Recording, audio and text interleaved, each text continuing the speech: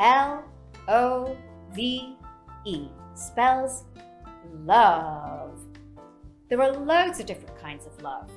There's unconditional love, romantic love, self-love, obsessive love, and the list just goes on. Love actually plays such a huge role in our human society that it has a language of its own. English is full of loads of weird and wonderful ways to talk about love. So in today's video, I'm going to share with you 6 phrases that we can use to talk about love. Number 1, to have a crush on someone. So you know when you see someone and you suddenly start to feel nervous, your hands go really clammy, you start thinking, do I actually look okay? And then you're trying to think of something quite funny to say. That means you've probably got a crush on someone. Okay, so this word gets thrown around a lot in the English language. And it doesn't necessarily mean that you have deep-rooted, heartfelt feelings for the other person. For example, I could say, I've got such a crush on Leonardo DiCaprio. Oh, he's so gorgeous in that film where the big boat sunk. Number 2, to go out with somebody. Okay, so this phrase means that you're romantically involved with another person. It might be another way to say that you're dating that person. So it would go something like this. I've been going out with John for about 5 years. I think it's high time we actually got married, don't you? Number 3, to fall head over heels in love. Now this phrase means to fall very quickly, madly, deeply in love with somebody. It's possibly something that you weren't expecting, but it's extremely difficult to forget. So it's kind of like when you physically trip over something and find yourself faced with the ground. It's more metaphorical and obviously in a less physical, painful way. So you can fall head over heels for someone. For example, when I was about 17, I fell head over heels for my first boyfriend. Or you can be head over heels in love with someone.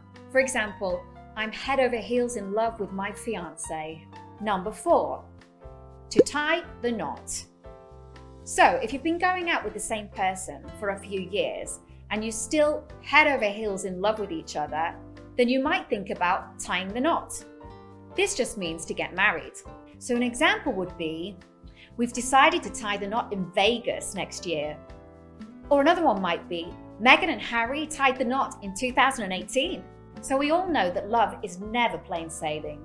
It's full of ups and downs. Which brings us to number 5 on our list. There's plenty more fish in the sea. So not always relationships work out just like we want them to.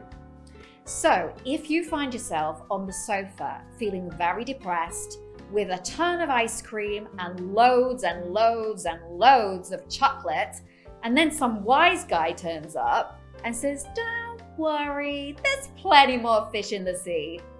That's probably not what you want to hear in that moment. Now, of course, they're not really talking about the thriving fish populations in this case. They're just trying to be helpful. They're pointing out that in a whole world of people, there probably is another person that's going to be the right one for you. So if they actually do start talking about fish population, they really are a friend. Love is blind. Now, even Shakespeare himself was really fond of this old famous proverb. Now, love is blind means that you don't see the flaws or any faults in the person that you love. We can also take this in a positive way. It can mean that somebody's in love with somebody else, regardless of their appearance or status. So here's an example. I can't believe Sarah is actually going out with Bob. He looks like he hasn't had a shower in weeks.